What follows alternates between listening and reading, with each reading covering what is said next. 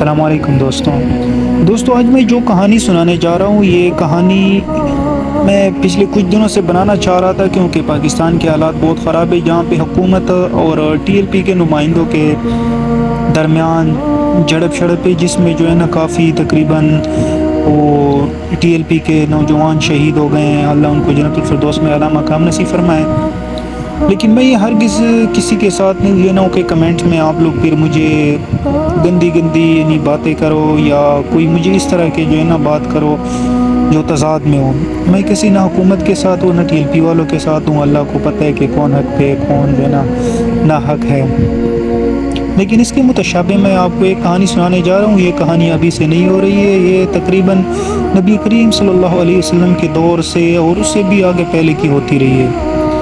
تو اسی کی نسبت سے ایک کہانی سنانے جا رہا ہوں کہ کہانی کچھ ایسی ہے، کیا کبھی ایسا وقت آئے کہ جب آپ حق پر تھے لیکن پھر بھی آپ کو جھکنا پڑا؟ دل کہتا ہے یہ نا انصافی ہے، مگر ایمان کہتا ہے صبر کرو، اللہ دیکھ رہا ہے۔ یہی وہ لمحہ تھا جب نبی کریم صلی اللہ علیہ وسلم نے جنگ نہیں کی، لیکن اللہ تعالیٰ نے اس صبر کو سب سے بڑی فتح بنا دیا۔ یہ واقعہ ہے صلح حدیبیہ کا، جہاں ایک بظاہر کمزور فیصلہ اسلام کی تاریخ بدل گیا۔ 6 ہجری کا زمانہ تھا دوستوں، مدینہ میں اسلام مضبوط ہو چکا تھا۔ نبی کریم صلی اللہ علیہ وسلم نے خواب میں دیکھا کہ آپ اور صحابہ عمرہ کر رہے ہیں۔ آپ نے صحابہ سے فرمایا، میں نے خواب دیکھا ہے کہ ہم اللہ کے گھر میں داخل ہو رہے ہیں، سر منڈوا رہے ہیں یعنی سر گنجا کر رہے ہیں اور قربانی بھی دے رہے ہیں۔ یہ سنتے ہی سب کے چہرے خوشی سے چمک اٹھے، سب نے تیاریاں شروع کر دی، کیونکہ نبی کریم صلی اللہ علیہ وسلم کے خواب میں کسی کو شک نہیں تھا۔ احرام باندھے، قربانی کے لیے جانور لیے اور قافلہ مکہ کی طرف روانہ ہو گیا۔ مگر قریش مکہ کو جب خبر ملی کہ مسلمان آ رہے ہیں تو وہ غصے سے بھر گئے۔ دوستو یہ کہانی میں سنانے جا رہا ہوں، آپ اس کہانی کو سنتے جائیں، باقی یہ کہانی کہاں پہ فٹ ہو رہی ہے یہ مجھے کمنٹ میں بتائیں آپ کہ یہ کہانی کہاں پہ اور کس کے خلاف فٹ ہو رہی ہے۔ انہوں نے اعلان کر دیا کہ محمد صلی اللہ علیہ وسلم مکہ میں داخل نہیں ہو سکتے۔ انہوں نے اپنے سپاہی روانہ کیے تاکہ مسلمانوں کو روکا جا سکے۔ نبی کریم صلی اللہ علیہ وسلم نے جنگ نہیں چھیڑی، بلکہ فرمایا، ہم لڑنے نہیں آئے، ہم عمرہ کرنے آئے ہیں۔ آپ نے اپنا خیمہ حدیبیہ کے نامی جگہ پر لگا دیا، جہاں آج بھی وہ جگہ موجود ہے۔ قریش کے نمائندے آئے، بات چیت شروع ہوئی، مگر ہر شرط مسلمانوں کے خلاف تھی۔ آخرکار سیدنا عثمان رضی اللہ عنہ کو مکہ بھیجا گیا کہ جا کر بات چیت کریں۔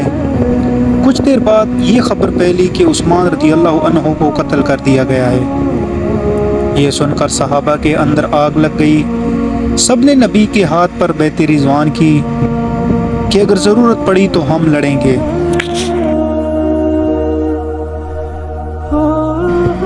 مگر پھر ایک دفعہ خبر آئی کہ عثمان رضی اللہ عنہ زندہ ہیں۔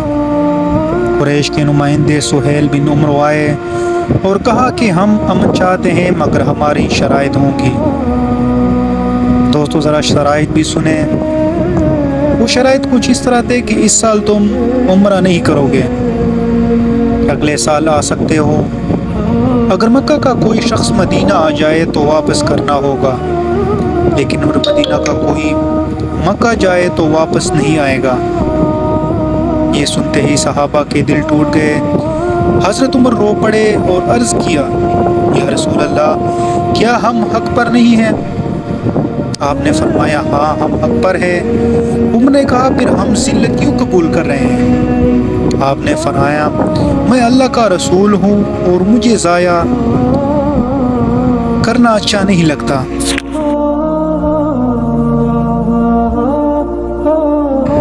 یہ وہ لمحہ تھا جب ایمان اور جذبات میں جنگ ہو رہی تھی، ایک طرف حق کا جوش، دوسری طرف رسول اللہ کا حکم۔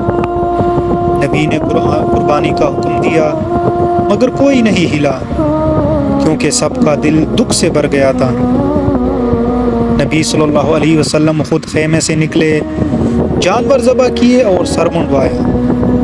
یہ منظر دیکھ کر سب صحابہ کے آنسو بہہ گئے۔ انہوں نے بھی وہی کیا جو نبی صلی اللہ علیہ وسلم نے کیا، اور پھر اللہ کی رضا نازل ہوئی۔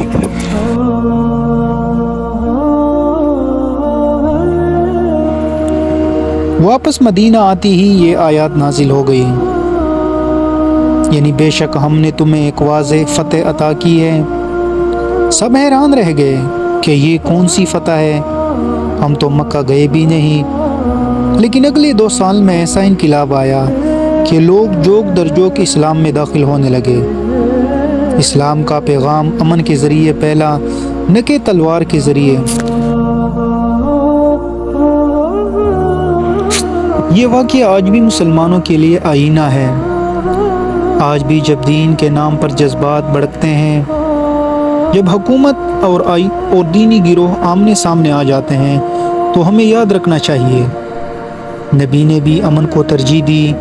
کبھی کبھی پیچھے ہٹنا کمزوری نہیں ہوتا، بلکہ دانائی اور حکمت کی نشانی ہوتا ہے۔ اگر نبی چاہتے تو حدیبیہ کے میدان میں لڑائی ہو جاتی، مگر آپ نے صبر کو چنا، اور اللہ نے اسی صبر کو فتح مبین بنا دیا۔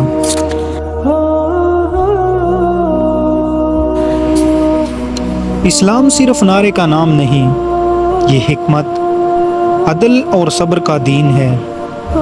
جذبات ایمان کی علامت ہے، مگر بغیر بصیرت کے جذبات نقصان بن جاتے ہیں۔ اللہ تعالیٰ فرماتے ہیں اللہ صبر کرنے والوں کے ساتھ ہے۔ تو یاد رکھو، کبھی کبھی لڑنا ہی سب سے بڑی جنگ ہوتی ہے، اور خاموشی ہی سب سے بڑی فتح ہے۔